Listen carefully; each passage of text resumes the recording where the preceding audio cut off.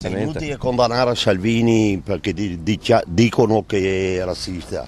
Qua ci vuole il lanciafiamme con la gente. Io sarei per soluzioni più drastiche, ma non dipende da me, che adesso magari li catturano, poi mai l'omicidio per intenzionale, non avevo intenzione di uccidere, ma questo ma quello tira para, fra 2 anni sono fuori. La gente ha un po' paura, ma insomma cerchiamo di stare attenti a quello che succede. Lei non si meraviglia di quello che è successo, No, quindi? mi meraviglio, forse bisogna che stiamo un po' più attenti noi quando andiamo a prelevare, ecco. Ma sconvolto per il modo che è successo, qua in mezzo proprio al paese. La cosa che più ho pensato io che era l'uscita dalle scuole. Voci di una Noventa sconvolta, arrabbiata e ora più prudente dopo l'omicidio consumato all'ora di pranzo sul selciato di Largo Rezzonico dietro il municipio, di fronte alle poste.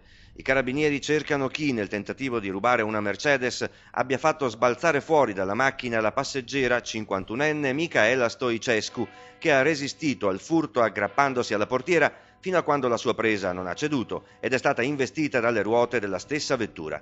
La donna è morta in ospedale a Vicenza per i traumi riportati. I militari chiedono a dipendenti e utenti dell'ufficio postale, oppure a quelli del supermercato davanti al quale il rapinatore e l'omicida ha abbandonato l'auto della nipote della donna che era scesa per un prelievo al postamat.